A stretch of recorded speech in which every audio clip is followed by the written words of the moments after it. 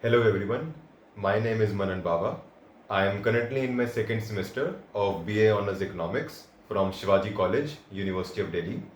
So today I will be teaching a topic from the 7th chapter of MME1, which are these three theorems: intermediate value theorem, extreme value theorem and mean value theorem. So without wasting any time, let's get started with the very first theorem, that is intermediate value theorem. So, from the name of the theorem only, we get to know what this theorem is all about. That is intermediate. Intermediate means something which is in between of two objects. Here, to be more precise, this something will be in between of 2 points. So, getting straight to the definition, that is, let f be a function which is the first condition continuous for all x in closed interval a to b, and the second condition assuming f of a is not equal to f of b. Thus, as x varies between a and b, the corresponding x value, that is f of x, takes on every value between f of a and f of b.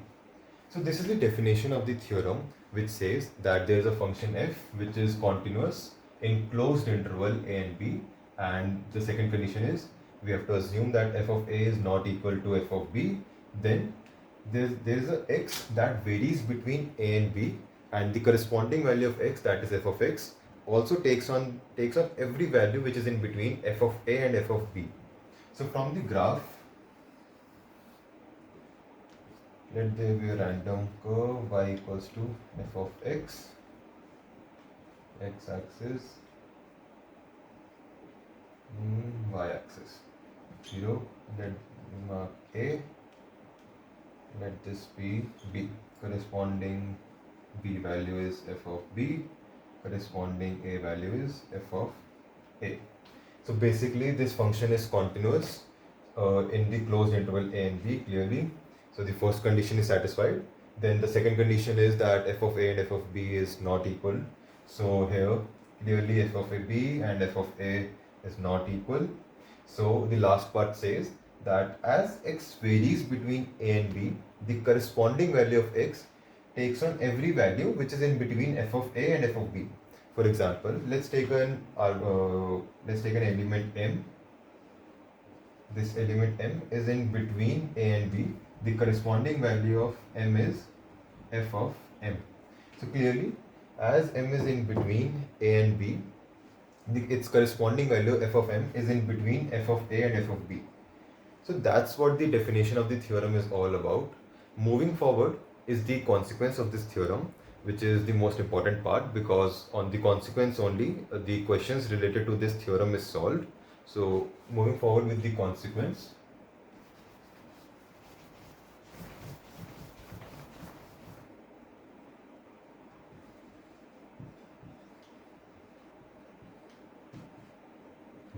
so the consequence says let f be a function which is continuous for all x in closed interval a and b, and so the first condition is same only, and the second condition says assuming, so here the unequal sign won't be there.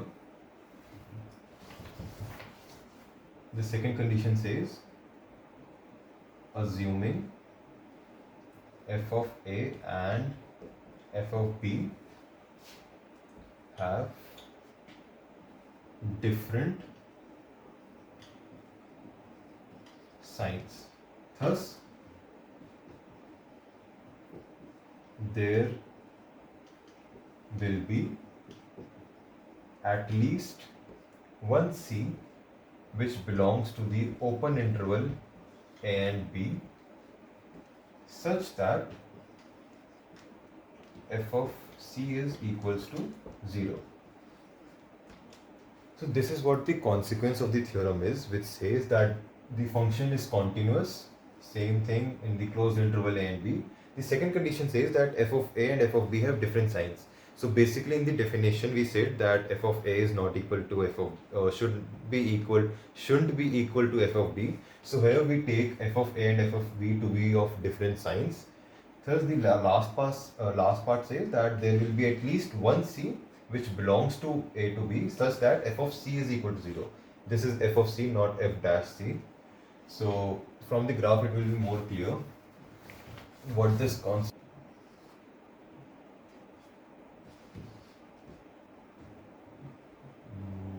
Y-axis, x-axis 0. Let there be a curve y equals to f of x. Let there be a value a. Let there be a value b. The corresponding a value is f of a. Corresponding b value is f of b. So clearly the first condition, that is the continuous, the function is continuous in the closed interval a to b, and the f of a and f of b, the second condition, they have different signs. F of b is positive, f of a is negative. So the moving forward to the last part of the consequence, which says that when the two conditions are satisfied, then there will be at least one c where the f of c, where the function is 0, and as this is the point where the function is 0, so we will mark this point as c. So this is what the consequence is all about. So basically the consequence says that the consequence assures us that there is a solution to that function, because we know that the number of times a function passes on to the x-axis or it cuts the x-axis, that number of corresponding points are the solution of that function. So basically intermediate value theorem gives us the assurance of solution. That's why it's important to write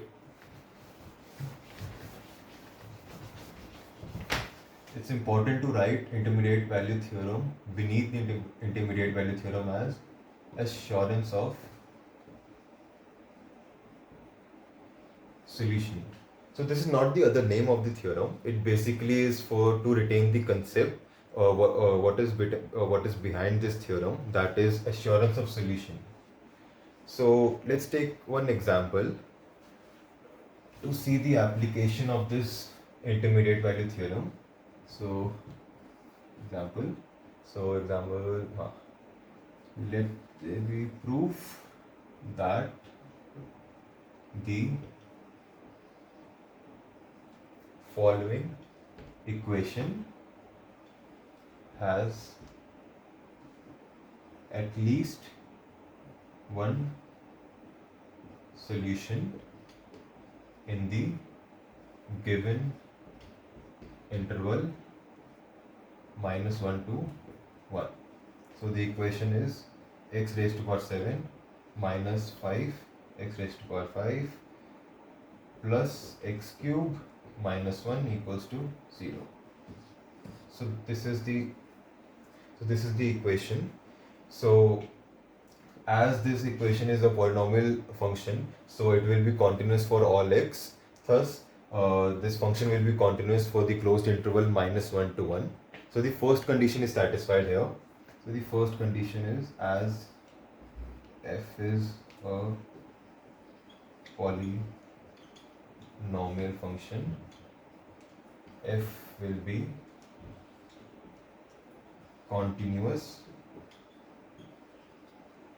for all x belonging to closed interval -1 to 1. So the first condition is satisfied. Now the second condition was that f of a and f of b should have different signs.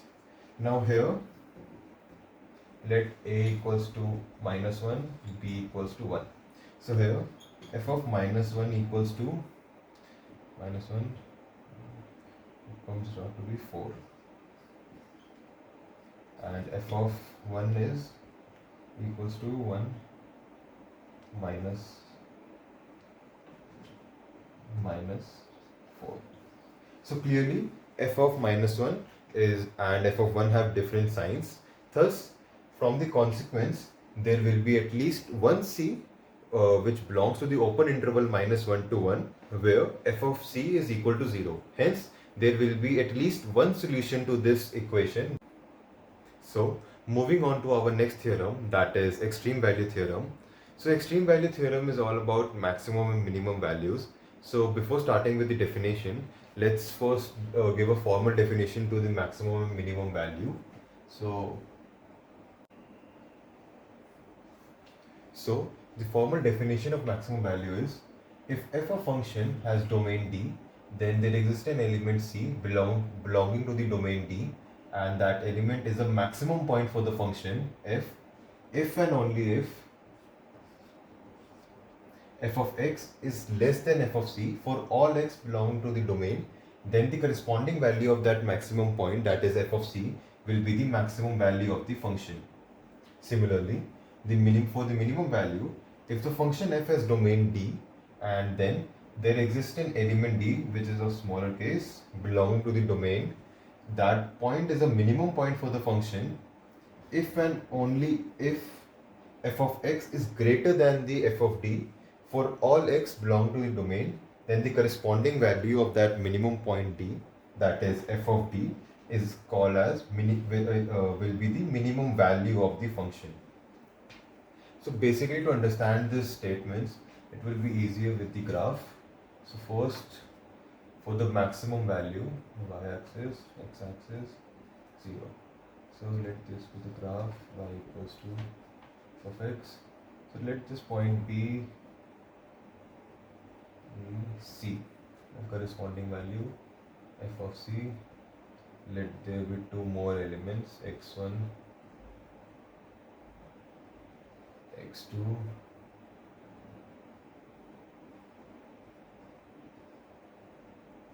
x1 corresponding. So clearly from the graph you can see that this point, the highest point of the function, is corresponding to this element c. Thus c is the maximum point, and the corresponding value to this maximum point c is the f of c, which is the maximum value of the function. Now clearly what the statement says is that f of c is greater than all the f of x for all x belong to the domain. Now the domain of this function lies c and greater than c. So all the x values which are greater than c, for example x1 and x2, the corresponding values of this x1 and x2, which are f of x1 and f of x2, are both less than f of c. So that's what the definition of maximum value says. Similarly, for the minimum value, y-axis, x-axis, 0. So minimum one. So let this minimum point be called as D, corresponding value f of D. So this is the point. So let there be other, let's say x1, x2, f of x1, f of x2. So clearly what the definition says that f of x is greater than f of d. Now for all the values greater than d, which are in domain of the function, the corresponding values, which are for example f of x1 and f of x2, are all greater than the f of d. Thus f of d will be the minimum value and d is called as the minimum point. So that's what the definition of minimum value says. So moving forward with the theorem, let's move forward to the definition of extreme value theorem.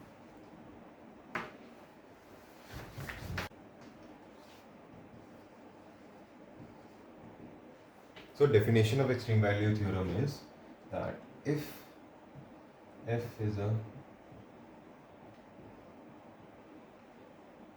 a function which is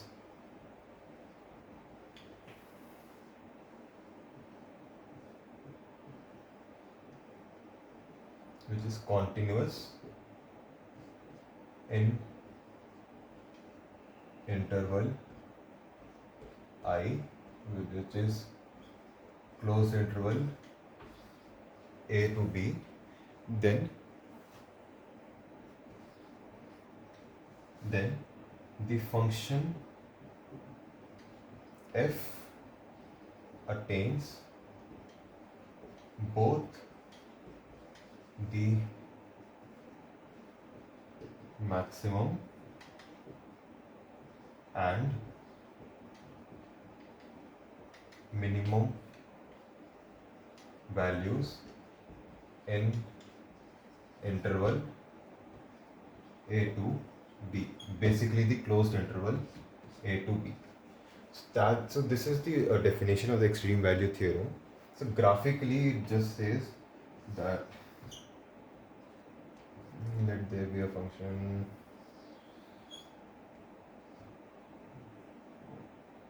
let this point be a, corresponding value f of a,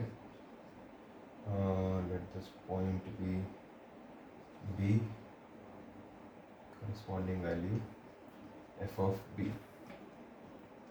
So clearly what this definition says, that if a function is continuous in the interval a to b, in the closed interval a to b, then the function attains both the maximum as well as the minimum value in that closed interval a to b. Now in this figure, the function y equals to f of x, x-axis, y-axis. So the given interval is a to b. Now in this graph you can clearly see that at this point the value of the function is minimum. So we can say that let this point be d and the corresponding minimum value be f of d. And clearly in the interval a to b, the point c is corresponds to the maximum value of the function, which is f of c. So that's what the definition of this theorem has to say. So moving forward, then just like the previous theorem has a consequence of it, like this, even the extreme value theorem has a consequence.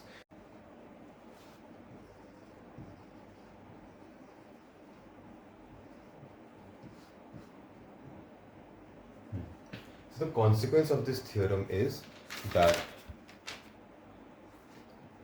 let f be defined in an interval such that there exists a point C belonging to this interval I, Now, if C attains a maximum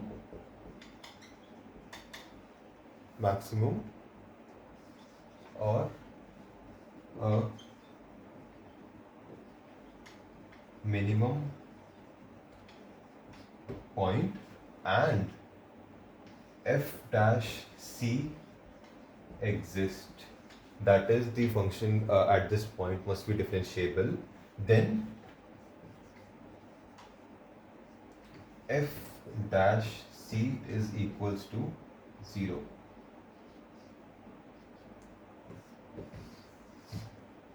Be careful with this, that in this theorem we mentioned f dash c equals to 0, and in the very first theorem, in intermediate value theorem, we mentioned f of c equals to 0. So the consequence basically says that if a function is defined in a particular interval and let there be a point c which is either a maximum or a minimum point, so at that maximum or minimum point, the f dash c or the slope of the tangent through that point will be the parallel to x-axis, or in other words, the f dash c will be equal to 0. So graphically what this consequence says is that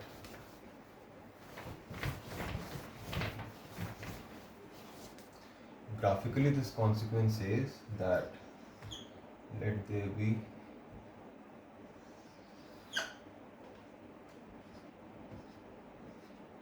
x-axis, x-axis, y-axis, y-axis.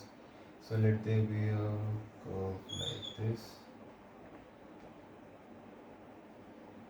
y equals to f of x. Let there be a curve like this, y equals to f of x. Now in the given interval I, there exists a point C, which is the minimum point, thus corresponding minimum value is f of c. Now what the consequence says that at this point C, the f dash c, which is the slope of the tangent through this point, is equal to 0. That is, f dash c equals to 0. So clearly the slope of this tangent through this point is parallel to the x-axis. Similarly, when there exists a maximum point, say D or C only, as we mentioned, a maximum or minimum point in the definition, C, the corresponding maximum value is f of c. So clearly what the consequence says that as c is the maximum point, then the f dash c, that is the slope of the tangent through the point C, f dash c is equal to 0, or the slope of the tangent is parallel to x-axis. So that's what the consequence says. So moving forward, let's take an equation to get familiar how the